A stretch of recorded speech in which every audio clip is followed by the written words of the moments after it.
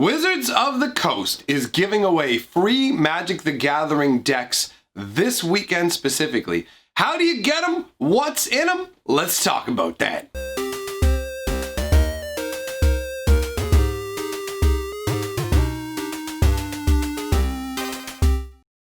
Greetings, hatchlings, and welcome to my open house video. Yes, it is time for another one of Wizards of the Coast open house events. The events where they welcome new players into the fold, where you can bring out your friends for them to get new decks, or people who don't know anything about the game can wander in off the street for a treat in the heat, because it's cold where I am right now, so the heat actually matters. Come on in, you homeless people, and play with some magical cards. Get you them rectangles, boy.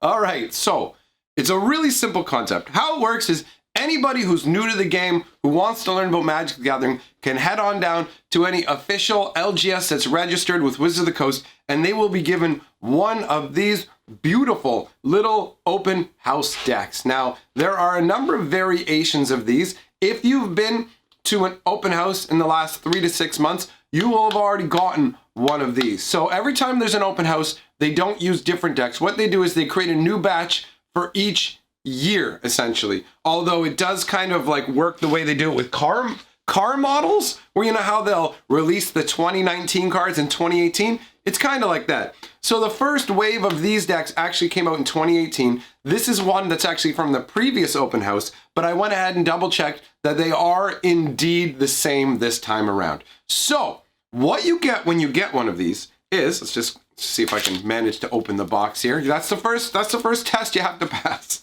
So what you'll get is, depending on the color of box you've selected, you can choose one of the 5 different colors of Magic. So for example, this one right here is the green box. And what you'll get inside of it is you will get 2 little teeny weeny little Magic decks. Look at how teeny they are. 2 teeny little half decks, essentially. So because it's a green box, one of them is green, and the other one will be random. It could be one of any of the other 4 colors. What you won't get is 2 green ones. So you'll get the green deck, and you'll get blue, black, red, whichever other one that's randomly thrown in there, right? Could be white, it doesn't really matter. So you pick whichever color you want, and you'll be guaranteed to get that color, plus something else to whet your appetite for another color in the game. Now, these decks are really straightforward. One of the things that's neat about them is they include cards that are legal for tournament use in standard tournaments, but aren't actually printed inside booster packs. So you will find that the rares, and in this example we have Aggressive Mammoth and Riddlemaster Sphinx, these rares are not actually in any booster packs. The only place that these exist are inside these intro decks, and sometimes there's overlap with Planeswalker decks because they're trying to ramp you into it. And in fact, I have a video on the channel where I go through the process of starting with one of these decks, adding in a Planeswalker deck, and the Deck Builder's Toolkit, which is the path that they want you to take. But we'll touch on that more in a moment. I don't want to overwhelm you with too much information to begin with. All you need to know is if you're new and you're curious about the game, you can head on down to an LGS and get yourself two of these tiny little free decks. Now, you crack both these open, you shuffle them together until you got a deck. Inside of it, aside from the rare on the top, there's a couple of uncommons, and it's mainly common. So if you're somebody who's been playing for a while, there's nothing of value to you in this. So there's no point in trying to go down and skis your way in. Oh, I'm going to get some of these decks. Wizards of the Coast has intentionally made it essentially valueless in terms of getting big money cards. It's just an excellent introductory tool. Very simple cards to ease people into the Magic pool, because honestly, the waters are deep in the deep end of the Magic pool, and the game can get very complex. So it's nice to have something like this to ease your way into. Ideally, what will happen is you have experienced players bringing in new players, and boom, they can play with them. But even if you don't, there'll be people who work at the store or just other experienced players who show up for these things to help guide you in. So you'll have absolutely no problems. If you don't know anything at all about Magic and you're worried that you need to know stuff ahead of time, because I found that when I tell people there's an open house where we give out free decks to beginners, they go, oh, I'm going to need to look it up online and figure out how to do whatever. You don't have to worry about it. That's what this video is here to do, to let you know. Don't even worry about it. You don't need to even know how to say the word no, apparently. You don't need to know anything. You can walk in off the street, bring your mama, and we'll teach her how to play too. Absolutely no problem. So you get to keep these as well. They're free of charge. It costs zero to get into the event. Now, on top of being given the decks, what you'll receive is there's a little insert in here, and it has a little blurb about learning to play for you, or if you're being taught by somebody else, it has a bigger blurb telling them, because a lot of people don't realize that when you're teaching somebody a new game, you need to keep it simple. Stick to the basics. There's some people who, when they want to teach you something, they want to tell you every exception and every corner case that you can come across, and that's just not the way to do things. Just keep it nice and simple if you're teaching somebody how to play, because think about how complex Magic is, honestly. You're just comfortable with it now because you've been playing for a while, but there's too much information and you'll tell them things they genuinely don't need to know. Now, when you go, you'll be given one of these tap into Magic checklists, and it's a pretty straightforward list. The first object on the list is your introduction to Magic, so let's learn the basic rules of Magic, get one of these decks here, and get familiar with the game. So you'll play a couple games to get familiar with it. At that point, if you decide that you like it, and you know which color, like if you decide you really like green, or maybe you decide you like blue, there will be a Planeswalker deck for each of the colors available. So if you like green, there's a green Planeswalker deck. If you like blue, there's a blue Planeswalker deck. Now these are fully ready to go 60 card decks that come with a funky foil Planeswalker that will beef up your collection.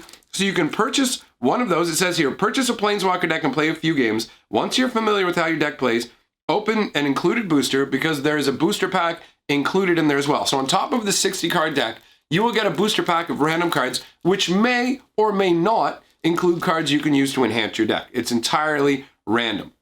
So you can ask the people who are with you, hey, you know, what do you think I should put into this deck? What kind of changes should I make? Everybody there is massively chill. I've never seen anybody be even slightly rude at an open house. It's a really nice, comfortable, casual environment. You don't have to worry about hyper competitive. You don't have to worry about, oh, I need to win. It's all about just enjoying yourselves, getting your teeny little toes in that pool. You know, just the water's fine. Come on in. Come get in the water, Papa Perp. I swear I won't touch you under the water. I promise. All right. So after you've gone ahead and get your Planeswalker deck, step 3, and this is on there. This is Wizards of the Coast checklist. Now, bear in mind, obviously, they want you to buy their products. The store wants you to be buying the products because they want the money as well. You don't have to follow this checklist. It's up to you, okay? So the next thing that they suggest is buying a Deck Builder's Toolkit and use that to increase your deck. And in rough, broad strokes, what the Deck Builder's Toolkit is it's 4 random booster packs,